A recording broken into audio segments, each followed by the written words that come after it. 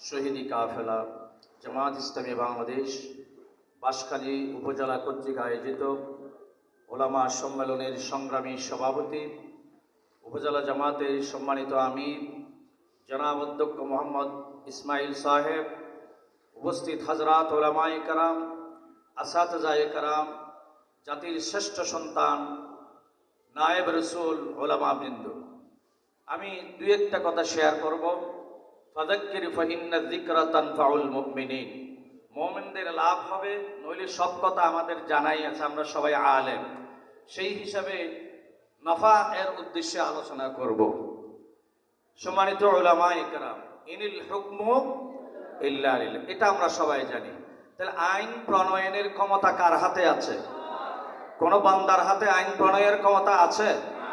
তাহলে ৩০০ জন মানুষকে বাংলাদেশের আলেম, পীর, মাশায়েখ, বুজুর্গ সবাই তো আমরা ভোট দিই, সাধারণ মানুষও ভোট দেয়, আমরাও ভোট দিই। ভোট দিয়ে ৩০০ জন প্রতিনিধিকে আমরা পার্লামেন্টে পাঠাই, তারা আইন প্রণয়ন করে।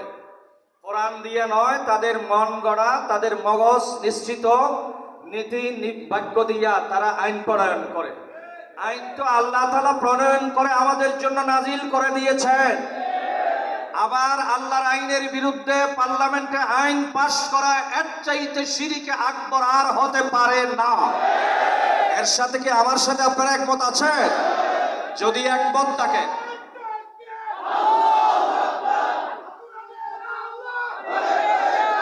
যদি আমরা একমত থাকি, সম্মানিত উলামায়ে কেরাম, যদি একমত থাকি, এই যে পার্লামেন্টে আল্লাহর আইনের বিরুদ্ধে পার্লামেন্টারিয়ানরা আইন পাশ করে, এটা যে শিরক, এতদিন আমরা আলেমরা এই কথা কিন্তু প্রচার করি নাই, আমরা এটা গোপন করেছি,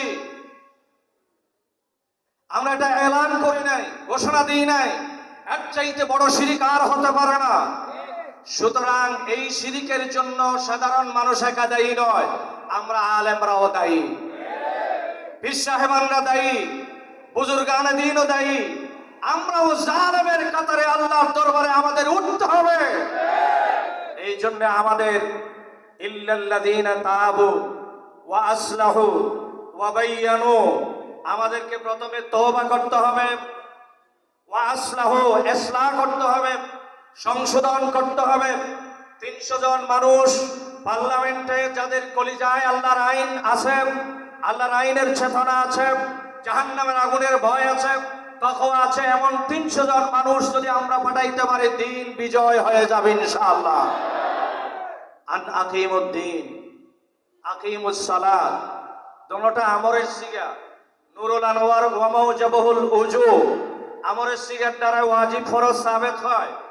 নামাজ যে আমরের সিগা দ্বারা ফরজ করা হয়েছে, আকিমুদ্দিন একই আমরের সিগা দ্বারা আল্লাহর কালামে ফরজ করা হয়েছে। তাহলে যেইভাবে নামাজ ফরজ, সেইভাবে দিন কায়েম ফরজ, এতে কোনো পার্থক্য নাই। এই বিষয়ে আমরা আলেমরা আজকে একমত আছে কিনা? হাত উঁচু করে আমরা ঐক্যবদ্ধ পোষণ করবো এই বিষয়ের উপরে। যদি থাকে, দিন কায়েম যদি ফরজ হয়, এই আমরের সিগা দ্বারা দিন কায়েম যদি ফরজ হয়, তাহলে ফরজিয়তে দ্বীনের ব্যাপারে সাধারণ মানুষ না বুঝতে পারে, জেনারেল শিক্ষিত ভাইরা না বুঝতে পারে, আমরা আলেমরা কেন এতদিন ইখতিলাফ করেছি। এই জন্য আমাদেরকে আল্লাহর দরবারে জবাবদিহি করতে হবে। এই জন্য আমাদেরকে জালেমের কাতারে আল্লাহর দরবারে উঠতে হবে। করণীয় কি? ইল্লাল্লাযীনা তাবু ওয়া আসলাহু ওয়া বায়্যানু, তওবা করতে হবে, আমাদেরকে এই কথাগুলো নিয়ে এগিয়ে আসতে হবে। ওয়া বায়্যানু, এই সুযোগ যে আন্দোলন ২৪-এর পরে আল্লাহ করে দিয়েছে, মনে রাখতে হবে ২৪-এর আন্দোলন যদি সফল না হতো, আজকের বৈঠক যেমন সম্ভব হতো না, এবার আলেমদেরকে ধরে ধরে জবাই করে দেওয়া হতো।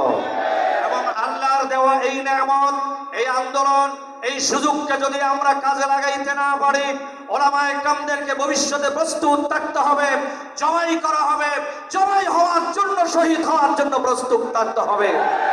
আর কোনো গত্যন্তর নাই। প্রিয় ভাইরা আমার, সময় কম, সংক্ষিপ্ত।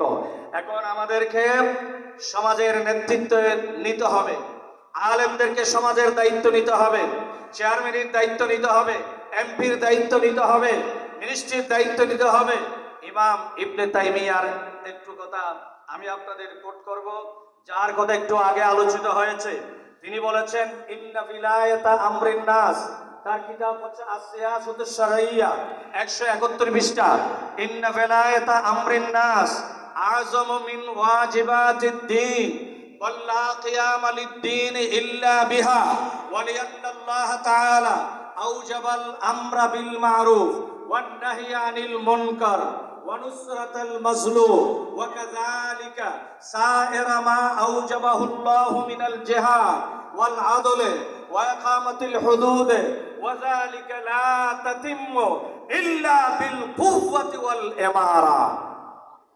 আপনি যত দিন বলেন, নামাজ বলেন, হাত কাটা বলেন, নামাজ কায়েম বলেন, বেলায়েত আমরিন নাস আযমু মিন ওয়াজিবাতিদ দ্বীন, নামাজ পড়া, রোজা রাখা, হজ করা, যাকাত দেওয়া, এইগুলি যেমন ওয়াজিবাতে দ্বীন, ফরজিয়াতে দ্বীন, তার চাইতে সবচাইতে বড় আযমু মিন ওয়াজিবাতে দ্বীন হচ্ছে বেলায়েত আমরিন নাস, জনগণের দায়িত্ব হাতে নেওয়া, সমাজের দায়িত্ব হাতে নেওয়া, পার্লামেন্টের দায়িত্ব হাতে নেওয়া, চেয়ারম্যানের দায়িত্ব হাতে নেওয়া। আলেমদেরকে এই দায়িত্বের দিকে আসতে দেওয়া হয় নাই পরিকল্পিতভাবে।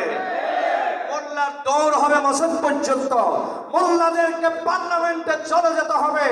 এই জন্য আলেমদেরকে ঐক্যবদ্ধ হতে হবে। মনে রাখতে হবে, নেতৃত্ব ছাড়া, ক্ষমতা ছাড়া লা তাতিম্মু ইল্লা বিল কুওয়াতি ওয়াল ইমারা, পরিপূর্ণ দিন পালন করা সম্ভব নয়, কায়েম করা সম্ভব নয় নেতৃত্ব ছাড়া, রাষ্ট্রীয় ক্ষমতা ছাড়া। আর রাষ্ট্রীয় ক্ষমতাকে ইসলাম দিয়ে, ইসলামকে বিজয় করার জন্য আলেমদের ভূমিকাই সবচাইতে অগ্রগামী। আর আল্লাহ না করুক দিন যদি এই জমিনে বিজয়ী না হয়, কোরআন যদি এই জমিনে বিজয়ী না হয়, ইসলাম যদি এই জমিনে বিজয়ী না হয়, সর্বপ্রথম এবং সবচাইতে বেশি আল্লাহর দরবারে আমরা আলেম সমাজে দায়ী থাকবো। আসুন, আমরা শুধু গরম আর নরম লম্বা বক্তব্য দিলে হবে না, এই সুযোগকে আমাদের কাজে লাগাইতে হবে। আমাদেরকে এই জামাত ইসলামী বাংলাদেশের পতাকা তলে দাওয়াত দিয়ে, এরপরে রোকন হয়ে আয়াতের ভিত্তিতে সিস্টেমেটিকলি আমাদেরকে অ্যাডভান্স হতে হবে।